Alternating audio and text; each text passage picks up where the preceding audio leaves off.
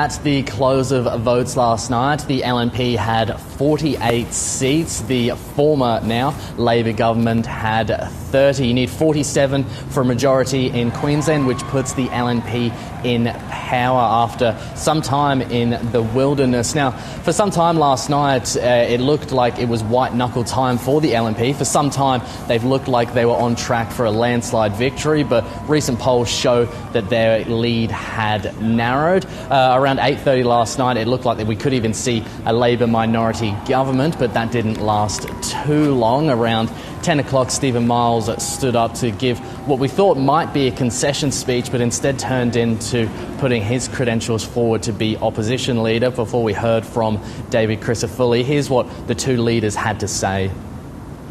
This result is a vindication of a hell of a lot of hard work and a hell of a lot of strategy, and I want to outline just how large this achievement is. Of the last 12 general elections in this state, we've only won one on election night, and tonight we get to celebrate the biggest achievement we've had in over a decade.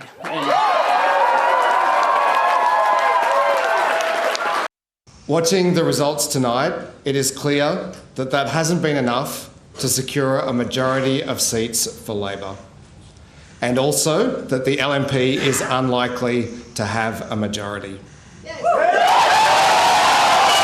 We will know more as counting continues in coming days. Many seats remain too close to call.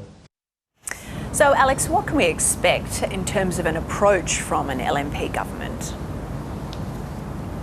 Well, the LNP has campaigned on four main areas. They are youth crime, health, cost of living and housing. That first one in particular is what they've really built their campaign on. They say a soft on crime approach from Labor has led to what they say is a youth crime crisis. In their first 100 days, they want to bring in adult crime, adult time laws that would see young offenders tried as adults for serious offences like murder and manslaughter. They also want to do a 100-day review of Olympic venues. They say the current plan is an embarrassment to Queenslanders, and they want to bring down ambulance ramping from an Australian high of 45% down to 30%. And the other story of the night, Alex, the Greens, what happened there? Well, I don't think it would be too far to say that it was a bit of a disastrous night for the Greens. They had been hoping to target as many as an additional 6 seats. Pragmatists might say that 2 was a better shout, but now it looks like they may not hold on to the 2 they have. South Brisbane, held by first-time MP Amy McMahon, looks like it's gone the way of Labor. Meanwhile, Maiwar, which has been held for a little bit longer, that's in doubt, so they could be wiped out at a Queensland level. That's been attributed to the fact that the Labor policies are a bit more left-leaning. You've got things like 50-cent public transport fares and free school lunches for children. But as I said, Maiwar is still in doubt, as many seats are. There's counting set to resume at 9 a.m. this morning. All right, Alex Brewster there in Brisbane. Thank you.